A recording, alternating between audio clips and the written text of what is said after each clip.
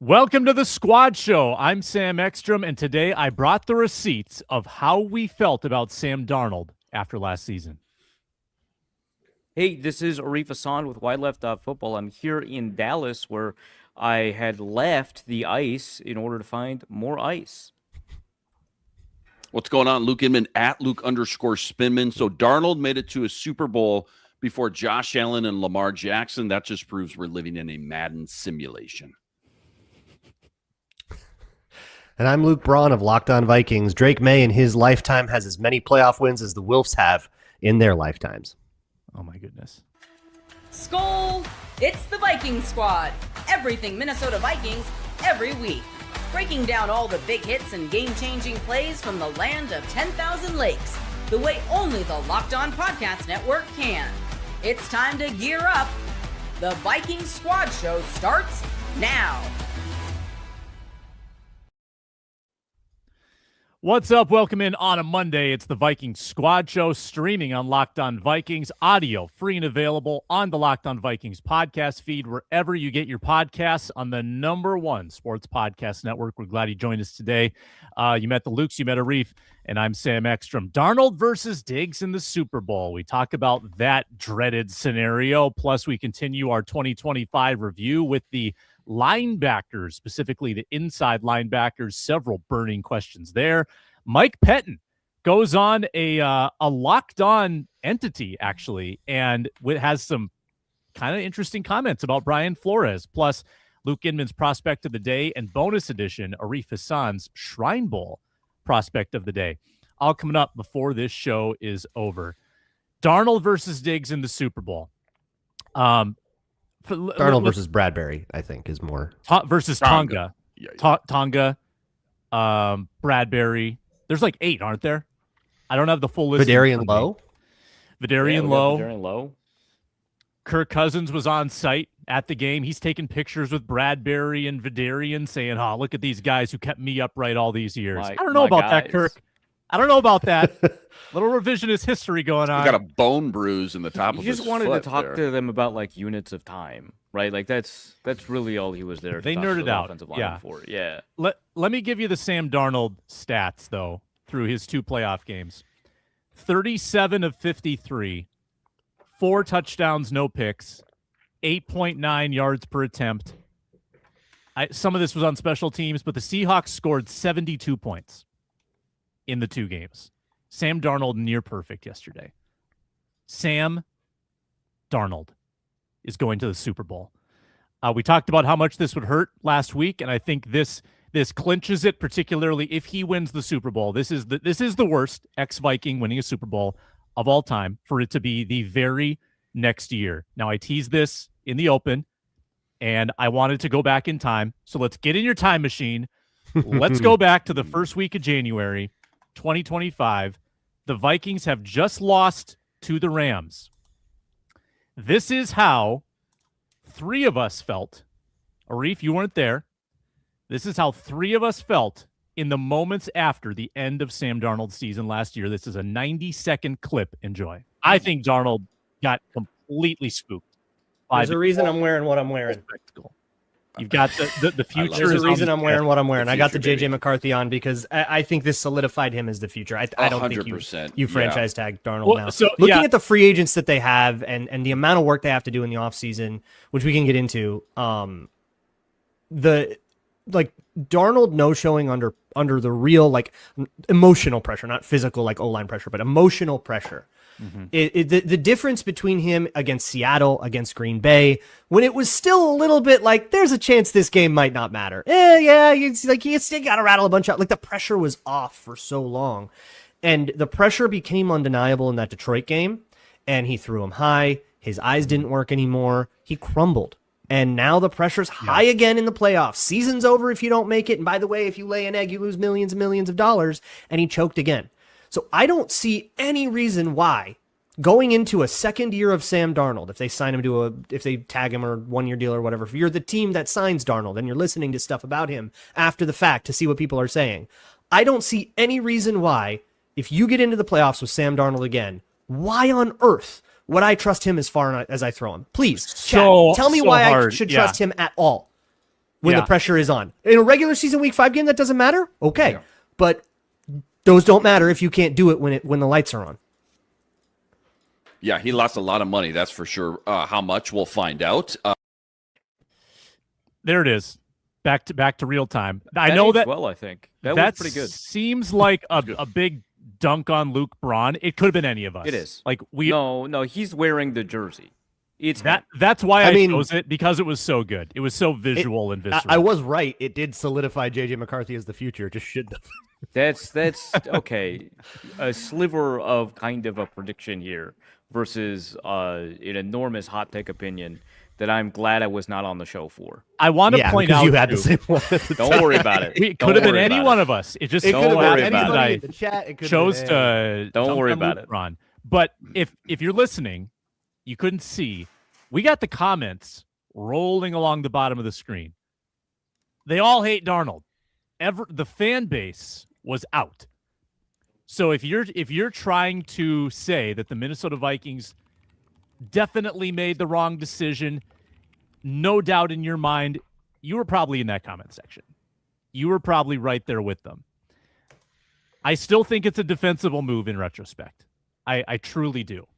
I think that with the data they had, the 1 year of success, the great defense surrounding him, I think it made sense to not make that gamble with the Seattle Seahawks. And I'll stand by that. Okay, so the question I have, right, is if this changes our approach to evaluating how quarterbacks perform under quote-unquote emotional pressure under the lights, right?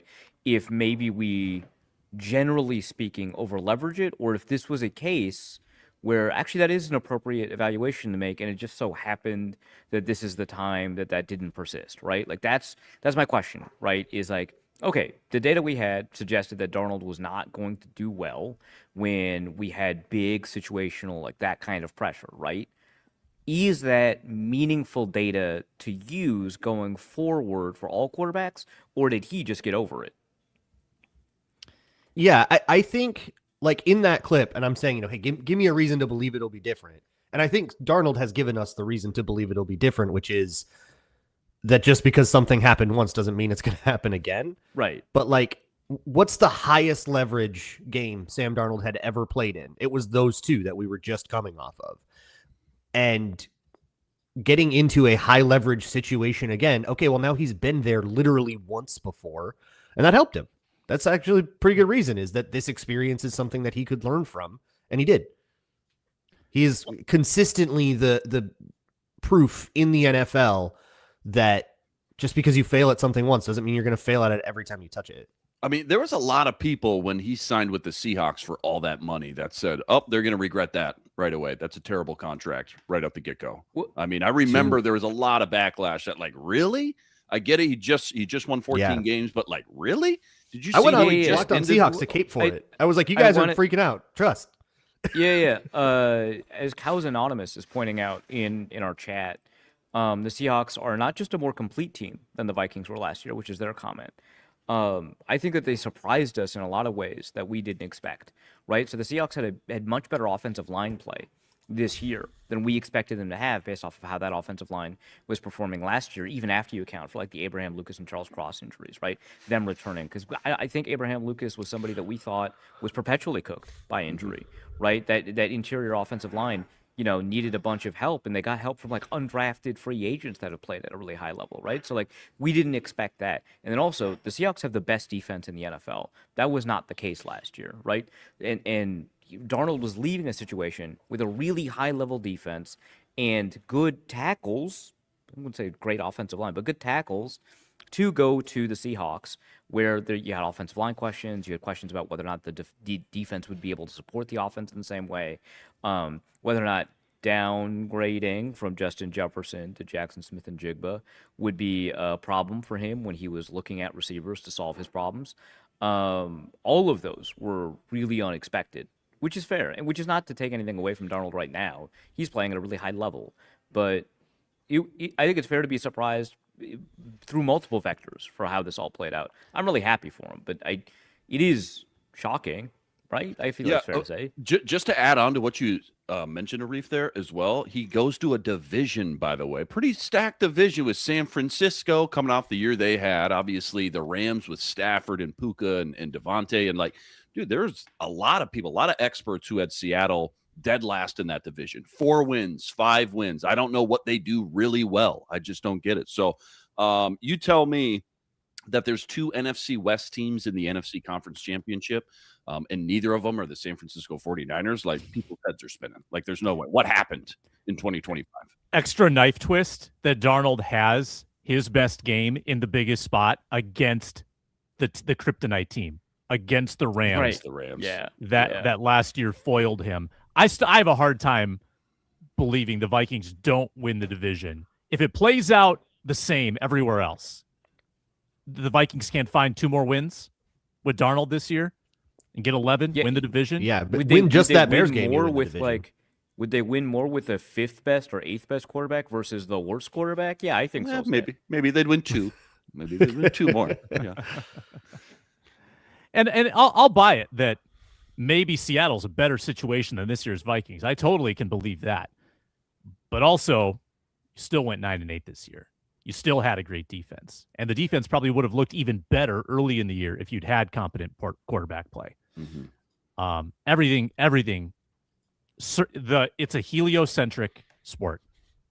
The quarterback is the sun, and everything revolves around it. Everything orbits around it. The run game, the defense. Throwing some big words at us, Sam. Come on. No, that was a bar. I Football's came a to- heliocentric It sport. was. It is. goes That is hard. a really good one. That is good. Luke and I are flat earthers, though, so it was tough. Put that on a No, bumper I- sticker, dude. It's I'll been buy well it. established. I'm not. I'm just a fan. Don't worry about it. Nope. I'm just don't a worry fan. about it. Speaking of quarterbacks, though, the sun in the universe, look at those Stafford and Darnold stats combined yesterday. Over 700 yards, 6 touchdowns, 0 so picks. fun. What a game. game, dude. Yeah, that was sick. After that Denver, New England game and the blizzard, you got the elements, which is kind of fun, obviously, late playoffs. The but, blizzard like, was only like the second half. It Though. was Like, the the second quarterbacks half. were Yeah. bad the whole time. Yes, correct. Yeah. What a game, though. Just what a fun, entertaining game, man. That was great. That was great Yeah. to watch. Yeah, 2 more. I'm 2 just more looking at the great box score real quick. Rams 1 for 8 on 3rd down yesterday, and then also lost the turnover battle to even be in that position. Down at the goal line to go ahead by 3 points with 5 minutes left was pretty incredible. How about the Seahawks coverage stepping up in that Oh my moment gosh. after letting them After go Woolen. 80 yards to Yeah. that Yeah. point? Well, the Stafford Woolen, scrambling on you. stopping them on 3rd down and then getting the taunting call by Woolen, and then the next play, Yeah. McVay goes and targets him, and he gets cooked by Nakua for a touchdown. I thought that was it. Like, momentum shifted. They're done. They're toast. That was like an all-time like high school All-time, football dude. movie moment, right? Seriously, Like, you cannot script that anymore. That Yeah. was great. Yeah. And then he But almost dude- got a clinching interception Mm-hmm. Yeah. like Yeah. 2 drives Also- later, and it was like, oh, that would have been the high school movie moment.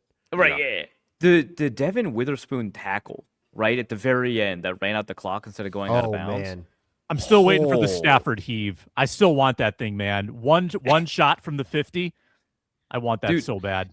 By the way, Tom Brady had an outstanding game calling this. Brady like, was He's great. gotten better. He's gotten better. yeah, him finishing with like, yeah, I don't think I could.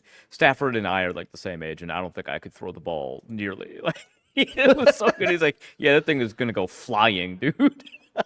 I will say, as good as Brady was, and I'm usually a Romo Nance guy, I wasn't super impressed with Romo and Nance yesterday. I don't know why you're The- a Romo Nance the guy. dude. public- Maybe You don't have to Apparently, do I've it been this out of year. the loop, and like Yeah, it dude, they've kind of been all bad. hit me like a wave yesterday. Like, oh, yeah. The critics have You had turned to on confront Romo. it. yeah, Yeah. Everyone who's writing about Romo right now is like, CBS execs know there's a problem. dude, he's getting he's paid checked so out. much that's money not though. the- I don't know the how they latest can news. buy Did you hear him this, out. Sam? The latest news is that the CBS execs don't think there's a problem, and everyone was reacting to that. Everyone's like, "What are you talking about? That's dang. what do you know? There's definitely a problem." Whoa. I know Ian Eagle and JJ Watt had a good year this year. They're great. And Yeah, it just feels like JJ if they Watt weren't picked it paying up, like, Romo all immediately. that money, man. I don't know if you can. Yeah, Oh, I think Greg Yeah, Olson. Greg Greg Olson is Brady just waiting great. in the Greg wings. Olson, Greg Yeah. Olson's fantastic. Yeah. Yep. Greg would definitely take that spot and be a great great. Number two, Who's got the Super Bowl About- this year, by the way? Just real quick. Is it NBC? NBC Tirico, and Yeah, he's Tirico. pulling a back-to-back. He's hosting the Olympic coverage, I think, right after. Unbelievable. He is. Yeah. He's unbelievable. And then I think it's Aikman Buck next year, Sam. ESPN. There you Oh go. wow. How about Big Kirk on the desk at the halftime show? He was killing it. Rave Yeah, reviews. he was crushing. Yeah. Mhm. He's kind of made for this, if we're being honest. Honestly. Oh yeah. When he got on the podium and started talking about peer progression stuff, and he made it super accessible, but Yeah. felt like you were learning something super high level. It's like you Yeah. got to be on Call of This Duty. is you should be I- doing this now. I man. think he would be actually wasted on a desk. I think he needs to be in the booth. I Yeah. think that with his Really? preparation, I think he'd be great live in real Yeah. time. Yeah, his whole deal is preparation, and he's always felt behind because he doesn't do it, and so that makes sense. But like, They're just he's- auditioning him on a lower stakes Mhm. place fair. where But he was if so it does good go on the bad, desk you're only there for so. you only need to do 2.5 minutes. that's true. Yeah. Yeah. So Diggs, Tonga, Bradbury, Lowe, Darnold. 2 weeks until the Super Bowl. Can't wait. So what's the cheering guide? What's the rooting guide for this Super Bowl? If you're a Vikings think fan Darnold wanting to first, feel right? better about yourself. To me, Darnold is first, right? Because I don't think there's any bad blood there. No one forced anybody out. The Vikings, I guess, technically offered a contract, but we all kind of knew what the score was. He helped the Vikings do some pretty amazing stuff. To me, it's Darnold first. I like Diggs, and obviously Diggs brought one of the greatest moments in franchise history. It is notable that one of the greatest moments in franchise history was like a divisional round. The but, second you know, by the Wilfs since buying the team in 2005. okay. Diggs left with a little bit of bad blood, but I think most of that is kind of washed away, right? Not as many people are worried about it. So I could see that being up there. Bradbury's a tough one because Diggs was a really good player. Bradbury, mostly, unless you're Luke Braun, has been considered a very bad player. History will vindicate me. Okay. It's honestly Jeffrey almost Simmons, one pick later. it is less painful to see Darnold win than the young second-year quarterback that you wanted. It might be less painful for Darnold. Let me ask you this: close. does the perception change at all about Kevin O'Connell? Good, better, worse, the same? I don't know. If Darnold does end up winning the Super Bowl, And either I way, think either way, like- whatever damage that does is already done. okay. Yeah, that's Either kinda way, what I meant. it's done. And It's it's like- not like it comes down to this game. We It- know it that No. like, the reaffirms- evaluation was mishandled. It's just the prestige of the Super Right, Bowl, and though, it right? it reaffirms the notion that great coaches are not necessarily great evaluators. Like, okay, I've been there before. I'm comfortable being there again. Yeah. I talked about it on my show today with O'Connell that like for the greatest QB mind in the league type reputation that he has, why didn't you know? Like why did you like there was this uncertainty that it was maybe just a year, maybe just a flash in the pan. Can't you know if a guy is good? You're supposed to be the guy that knows. We don't know. We're just podcasters. We have to go off of, well, this happened, but we don't really have a great way to predict what will change and what won't. And look at our negative betting totals. You're supposed to be like the guy that knows this, that can look and see what is fake and what is real. How come you were so uncertain? And I think that's a really tough question for that reputation. And yeah, maybe we should reevaluate that. Well, how much, and we've had this conversation, but how much came down to, well, we just invested this top 10 pick, though, in our quarterback. Oh, I mean, obviously, if they didn't do Leslie that, Frazier obviously went Sam down Darnold's caping for back. Christian Ponder. Never separate a head coach And- from the guy he handpicked. And the Raiders preseason game was the last impression, and it was really good, and they felt really confident about it, and they didn't get to see him that much in practice. Like that all plays into it. I think you're right. Yeah, Luke. I think the really difficult thing is here that if you asked them, they obviously would say, no, that didn't play a role at all. We evaluated every position equally and obviously. I clearly that's not the case, but it is really difficult to ever parse that out and ever figure out how much is one and how much is the other. Like, how much is genuinely that he may have looked good in post-rehab practices, which feels tough to, Unless you're in the building, fly on the wall, you don't know. And even if you're a fly on the wall, I'm sure you got 4 different opinions from 4 different voices too, a lot of times. So Yeah. We review the inside linebackers next, and I think there's a lot of good questions here. Is Eric Wilson coming back? Is Ivan Pace coming back? And is Blake Cashman an extension candidate? We are presented today by Prize Picks. Big game coming up. It's almost here. No better way to stay locked into every moment than with Prize Picks, the daily fantasy app where it always feels good to be right. Football season coming down its final stretch. Now's the perfect time to close it out strong. Prize Picks makes watching the game even more exciting by letting you build simple lineups around player projections. No drafts, no waiting, just football action all the way through the playoffs. It's legal in the state of Minnesota as well. There's early payouts too. You can cash out if your player gets off to a hot start. Take that easy profit. You can reinvest it if you want. Great way to keep playing fantasy football, even though your season-long league is done. And now you can follow friends, share lineups, kind of a social feed on Prize Picks as well. Download the Prize Picks app today. Use code LOCKEDONNFL to get $50 in lineups after you play your first $5 lineup. Code LOCKEDONNFL for $50 in lineups after you play your first $5 lineup. Prize Picks, it's good to be right.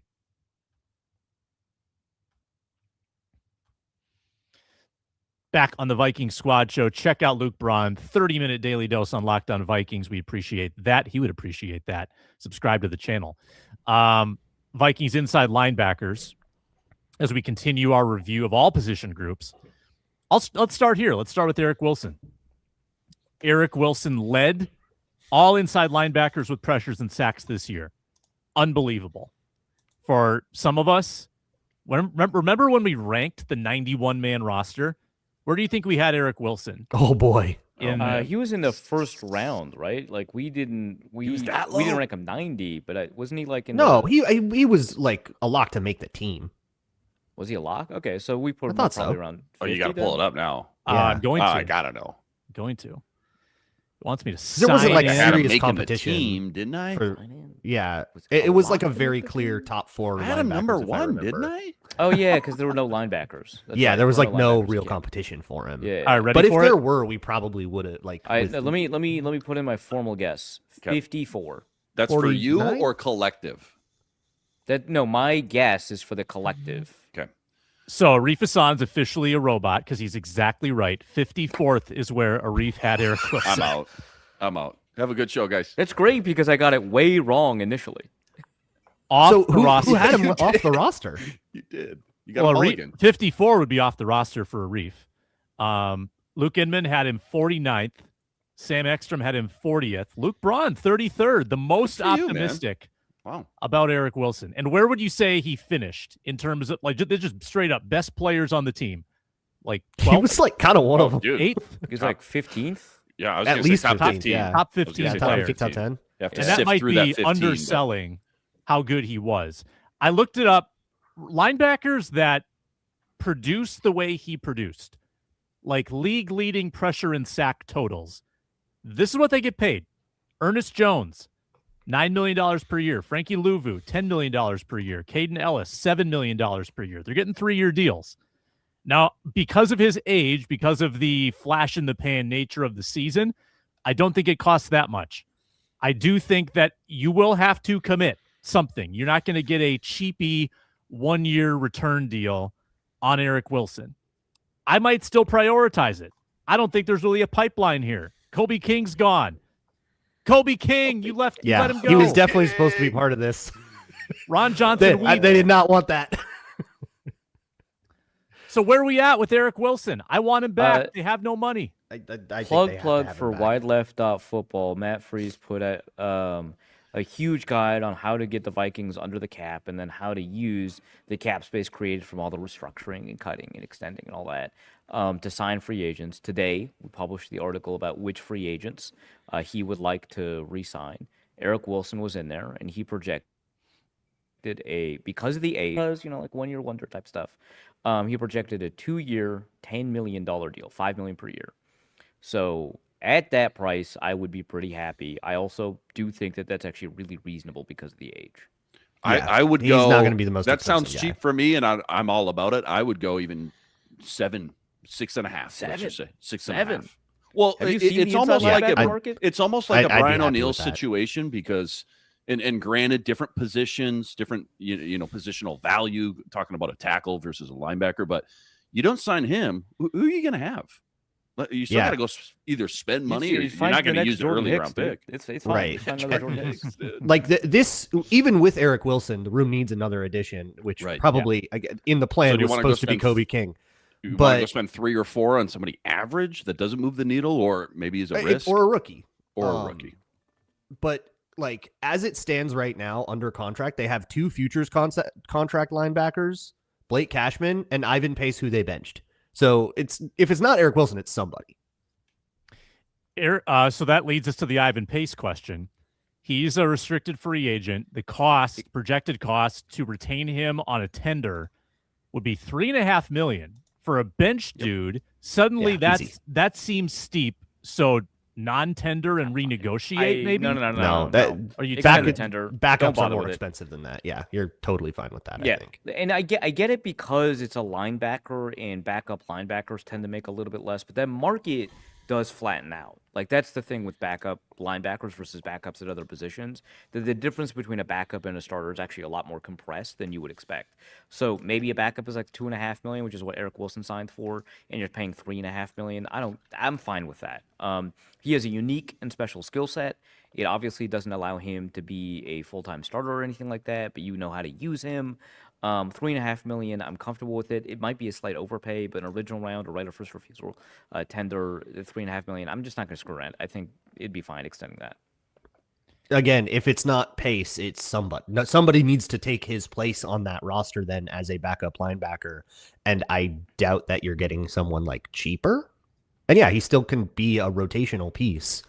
The fact that they kind of had him in as the unquestioned starter and then went back on that raises questions that I've been asking all year. But in terms of what you're committing to now, yeah, it kind of doesn't get much cheaper than the RFA tender, except for like Jalen Redmond ERFA situations. Pretty good special teamer on top of that. Yeah. Might as well. Oh yeah, they always kicked off left because of Ivan Pace. It was Ivan Pace was like the reason, like the center of their kickoff coverage. Yeah, plan. so that's that's worth it.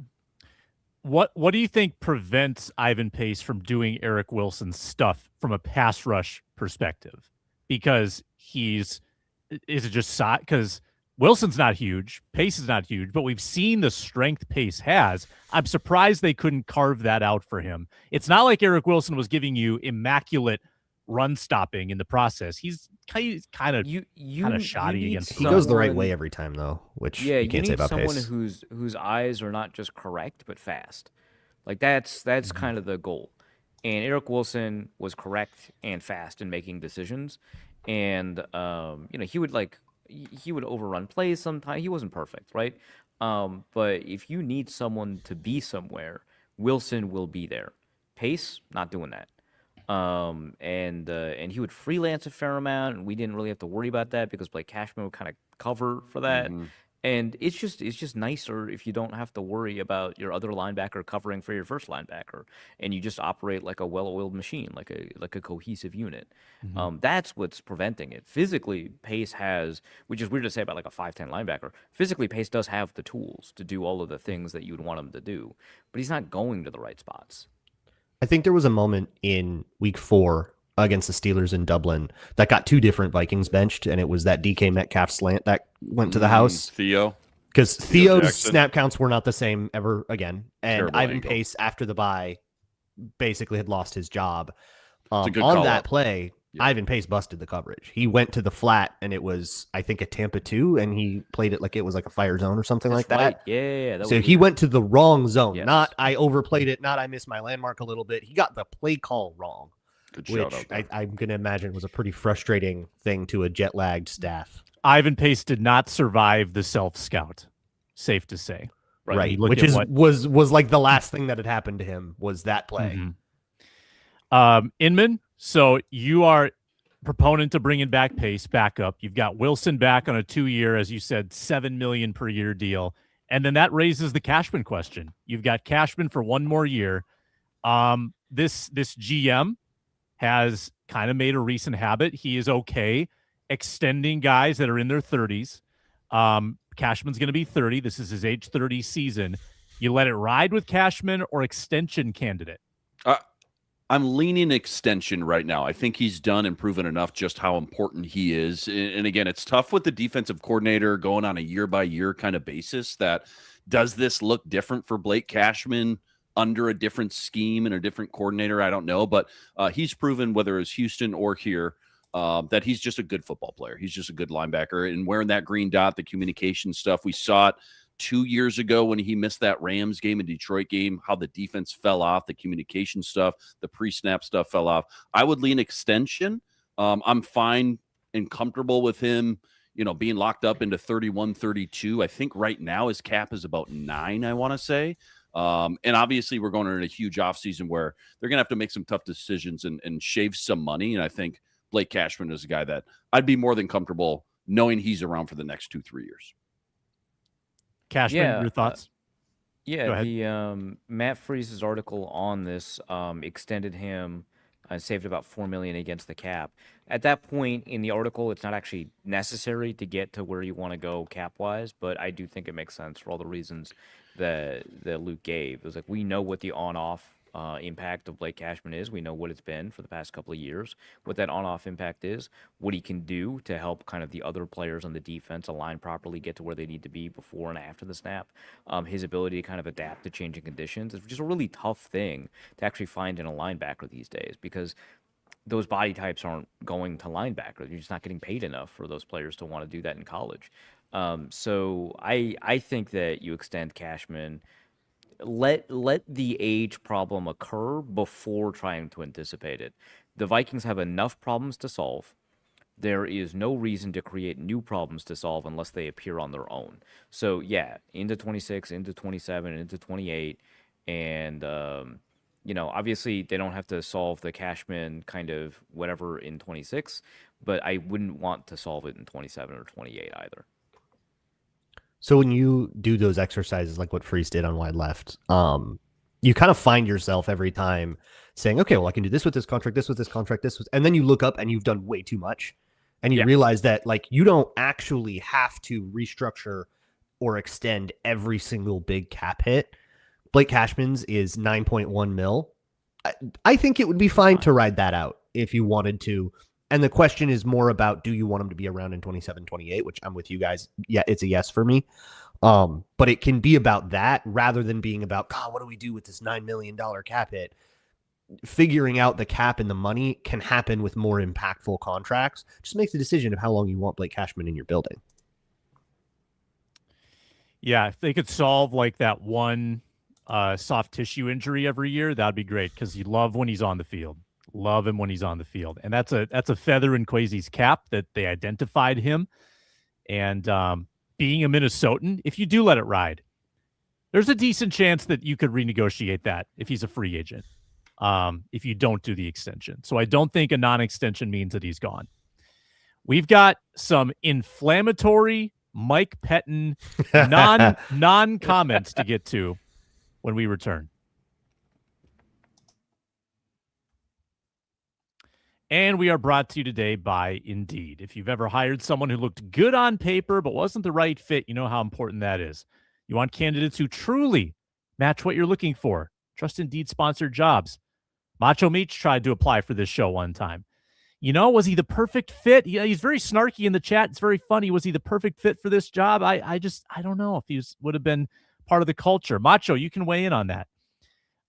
But instead of struggling to get your job post seen, Indeed sponsored jobs helps your listing stand out, reach quality candidates faster.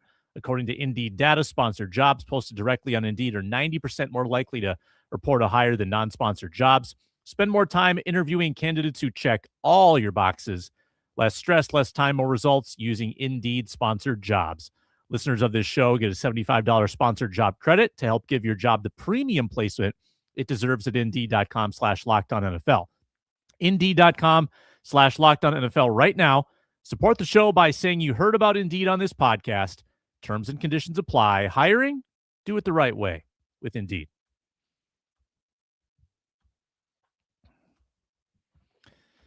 Macho, not going to chime in on that?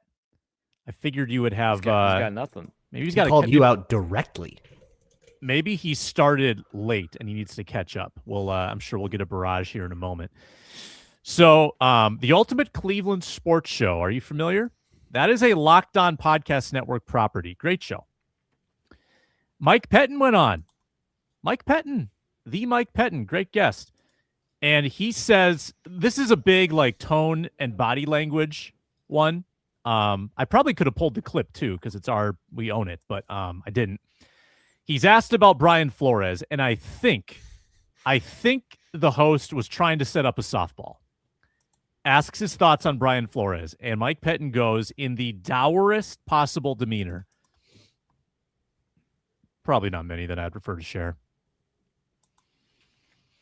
What an answer, dude. And later says, we didn't see eye to eye on a lot of things, and that's why I moved to offense last year.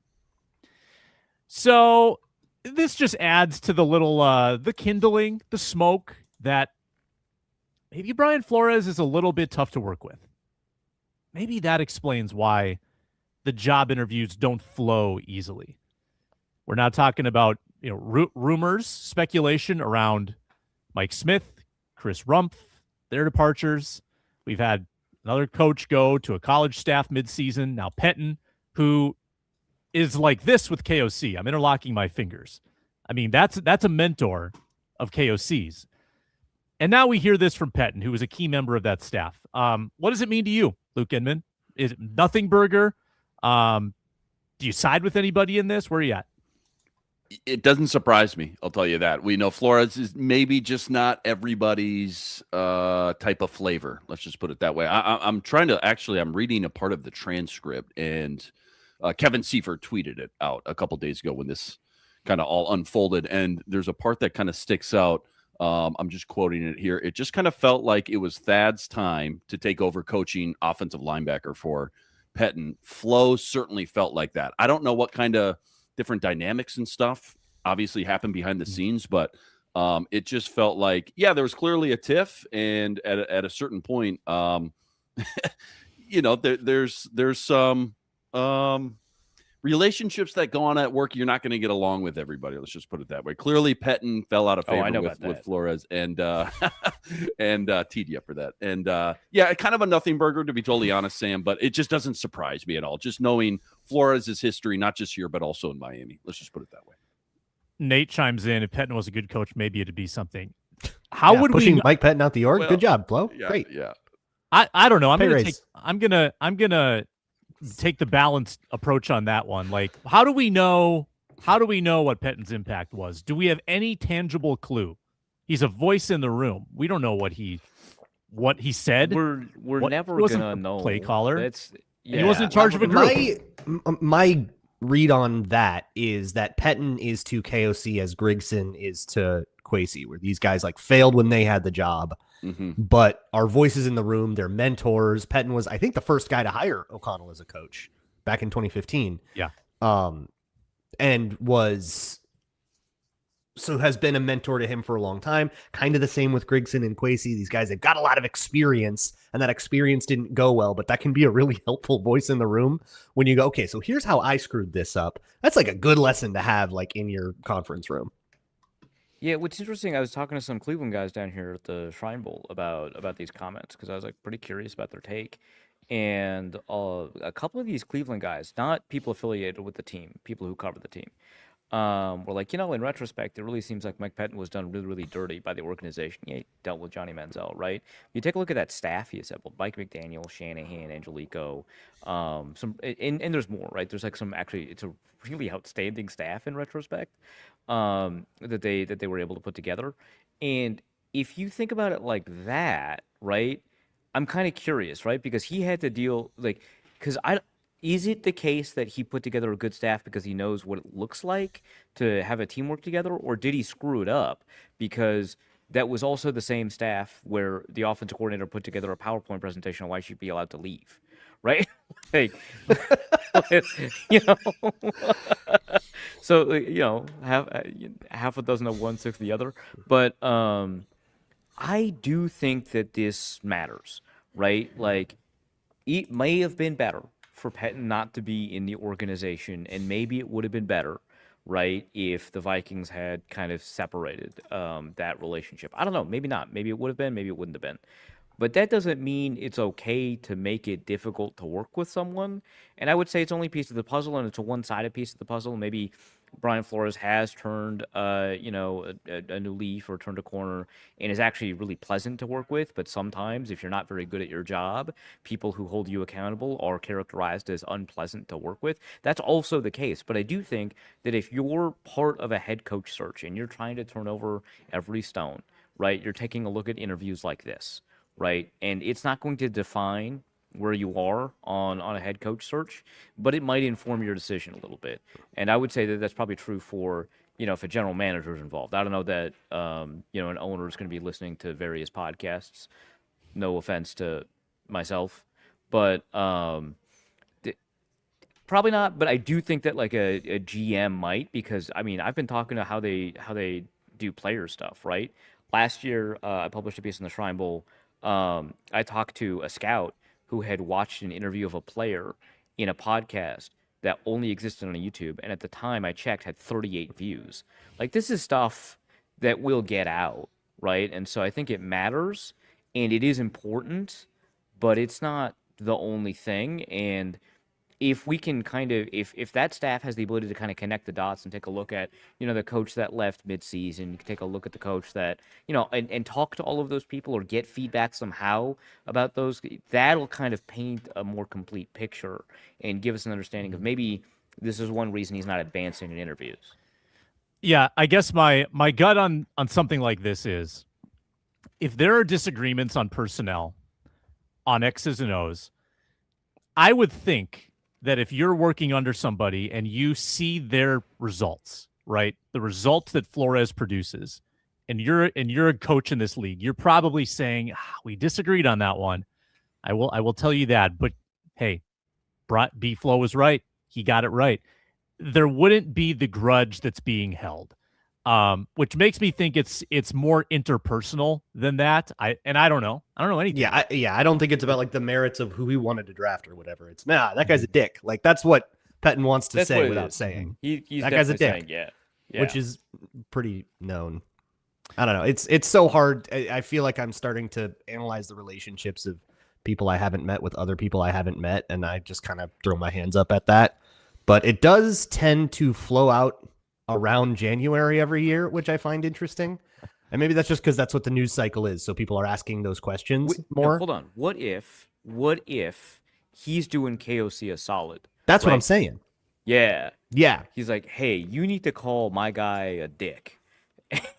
Yeah. Do it on, do it on a podcast, not on a podium. 5D chess. Go on the Locked On Podcast 5D Network. chess. Go on the Locked On Podcast Network. They'll let you say anything on there. Look at those guys on ours, Yeah. That's wild. And you know what? I bet Alec Lewis probably already has the document started titled like the oral history of where things went wrong. The Ty Dunn template in a couple years is going to be phenomenal. Yeah, he's filling in the bullet points. He just needs to kind of, the 3-parter, write his open. Yeah. The 8,000 word 3-parter that's going to come out on the Substack will destroy us all. Yeah. Can't wait to break that one down. In 2034? 27. 27. Sam Darnold, how many rings does Darnold have by then? By 2027, 4. By 2034, he could catch Brady. There you go.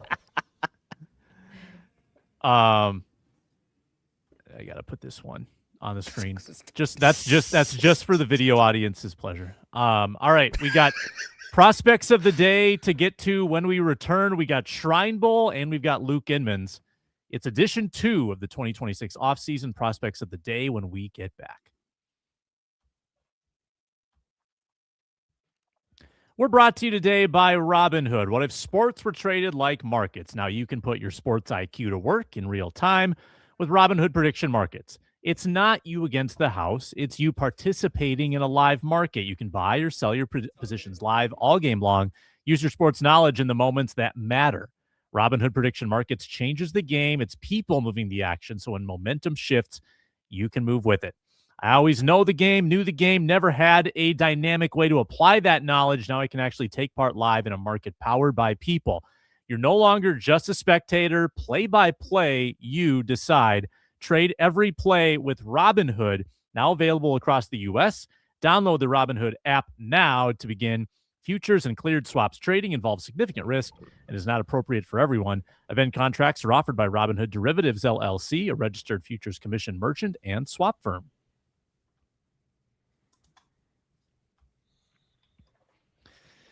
Luke Inman, prospect of the day. Here we go. Here we go.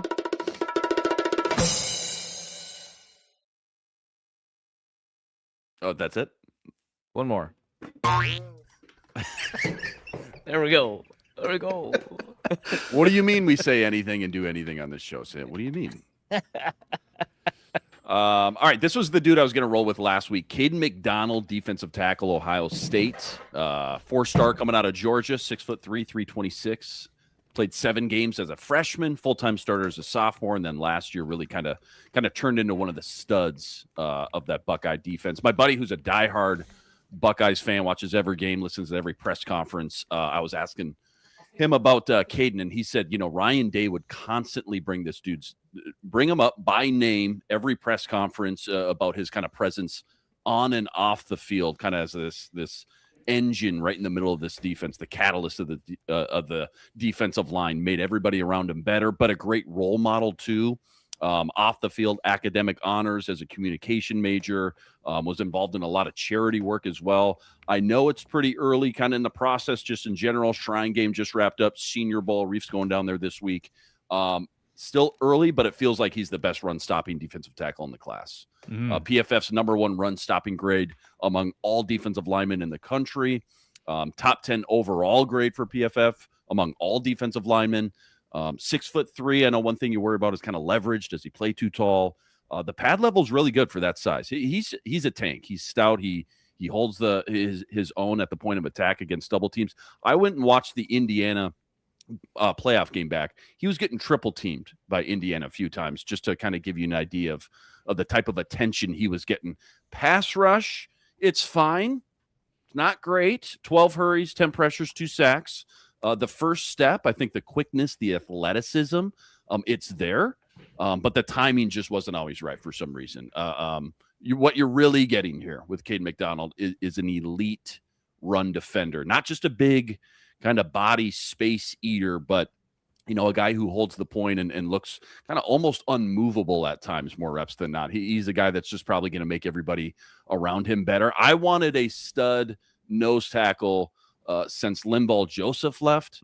Reef remembers this. Jordan Davis was my #2 prospect in 2022. He was staring us right in the face. We traded back. It's fine. I've moved on. Definitely not mad about it anymore. But I think just from a team building standpoint, right, we're going to talk about that a lot this offseason. For Flores, for Kwesi, you spent all that money on Jonathan Allen, on Hargraves. Mixed reviews, some good, some bad, but mixed reviews for at least that price point. I don't think anybody would be opposed to upgrading the run defense, and Caden McDonald, he helps them get bigger, stouter, younger, cheaper, right in the middle of that defense. You start to think about 2026 and beyond. A guy like Caden McDonald playing next to Jonathan Allen and Jalen Redmond, that's very enticing. You got Tyrion Ingram-Dawkins, Levi Drake Rodriguez behind them in the rotation as well. That just feels like a lot of youth, a lot of cheap labor and good talent there to work with the next 2-3 years while you kind of shore up the run defense. And again, help manufacture more 3rd and longs where, Flores really makes you pay. So he's 20 years old. Love the age. Pretty small sample size guy. Like, didn't do a ton as a freshman, didn't do a lot as a sophomore, kind of his junior year, about 29 snaps a game. It looks like pure run stuffer. Yeah. I don't see him in Daniel Jeremiah's mock just released today in the first round. So have you seen where his I will say, from a pure value standpoint, you got Peter Woods is like clear-cut best defensive tackle in the class. He'll go top 6, top 7. Then there's this drop-off. You got a couple different guys. Caleb Banks from Florida, Amari Washington from Oregon. Maybe he's got a little bit higher ceiling as this pure run stuffer than McDonald, but I think McDonald's got the highest floor. But my point is there's a drop off, and I feel like, you get into, when we talk draft, right? Pure value standpoint, he's not a guy I'm like exploding off the couch for at 18, a pure run stuffing nose tackle. But if Kwesi goes Moneyball, right, moves back into the mid 20s or, even late first, adds a couple more picks, that's where I feel like you probably hit more of a double or a triple because you're getting way more bang for the buck there. So 18 right now, still early, feels a little bit high, just positional value wise, but I think you're getting a great player. And I feel like you're probably going to see him, late first, early second. But again, kind of pick your flavor between Caleb Banks, Florida, and the Amari Washington from Oregon. Those three kind of seem like the next tier down after you get past Peter Woods. It feels like I'm very sold on the package that you described. I think that's perfect. It fits what the Vikings need up front. It's just a matter of how often is that guy on the field. Right. First, and can you second down, spend a that's the thing. first Yep. or even a second on a guy that maybe is playing like half the time? Mm-hmm. But like and that, as a defensive, you're totally right. As a defensive yeah, coordinator, that's it's the like, concern. where do I cut my corners, right? We got a salary cap to work with. I can't have it all. So as an MLB and the Yankees, I just spend as much money I want. Where do I cut my corners? Dodgers. Is Flores a guy who thinks, That's know right. what? We can shave some money on this defensive tackle situation, the first and second down run stuffing dudes. I'm okay with that. But I also think about all the money they just spent on two defensive tackles with, again, kind of mixed reviews. Probably going to let Hargrave grow, we think. And I just wonder if, it's time to finally get a younger, stouter run stopping defensive tackle in there with some still pass rushing flexibility in there. But again, that's just not his bread and butter, but totally get the devil's advocate for sure. It's tough to spend the 18th pick on a 2-down defensive lineman for sure. Is it bad to say that I wouldn't mind some he's out of shape narrative, so he drops a couple rounds and There then you you go. can get a niche Perfect. player in the third Yeah. or fourth grade. Okay, Yeah. we Just, wish that for classic Caden. Devondre Sweat kind of, yeah. Mm-hmm. Yeah. Arif, you are on site at the Shrine Bowl, soon to be the Senior Bowl. Give us a Shrine Bowl guy for the Vikes. Yeah, I'm learning what a draft prospect is. It turns out these players are coming out of college, and there's like a selection process to assign them to teams. Really fascinating stuff. The guy that caught my eye, I was looking around. It sounds like he's projected to go around 5th, 6th round. So, not somebody that you're going to pay attention to on day one, but he's fun. He's got a great story. So, he was born in the Ivory Coast, Seydou Traore, born in the Ivory Coast, grew up in London, England, primarily played goalkeeper, which, as you understand, probably is not an American football position, different kind of football. But it turns out, the NFL's efforts to expand the game include an NFL Academy, which he participated in, fell in love with American, real football. And, as a 6'3", 234 pounds, that's his weigh-in, by the way. That's not like, official team. He's like 6'3 and a half, 234 pounds, 80-inch wingspan, by the way.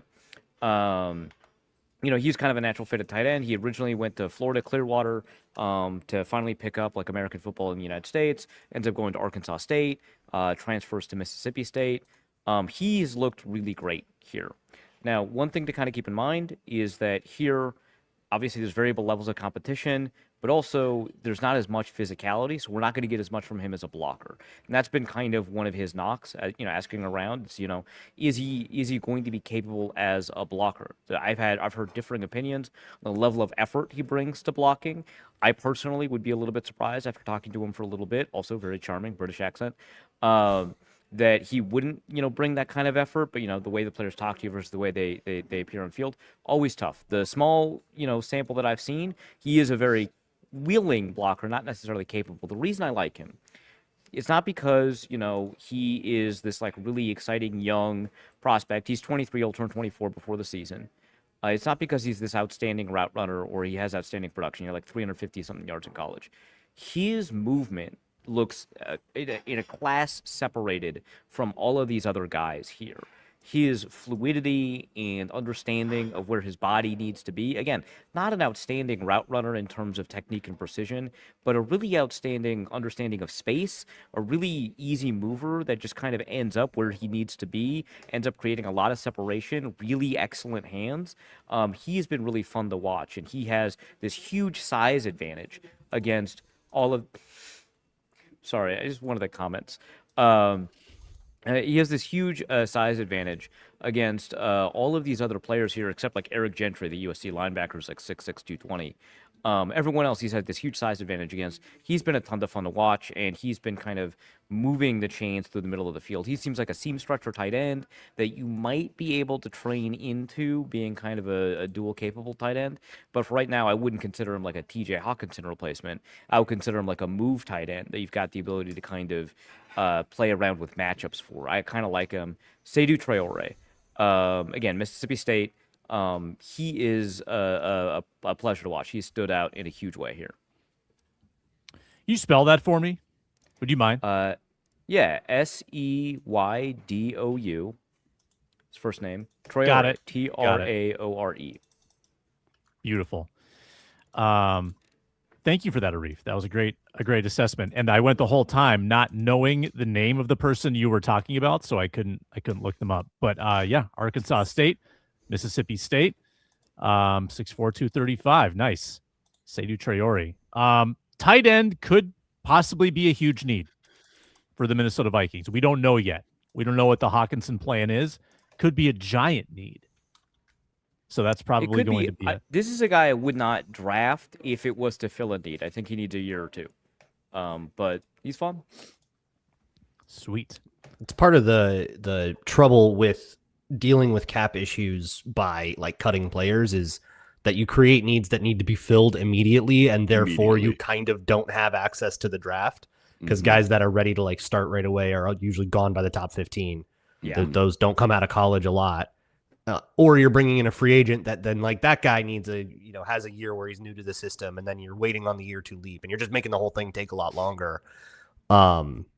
Plus, he might not even be saving resources, right? Like if you're drafting the kind of tight end in the first round that replaces TJ Hawkinson, you just traded your first round pick for like $15 million. Yeah. And maybe he didn't even get better. Which has its advantages, but like, yeah, it's I'm not going to say it's a losing game, but it's definitely kind of a game where you can find yourself hustling backwards. It's very difficult to be profitable.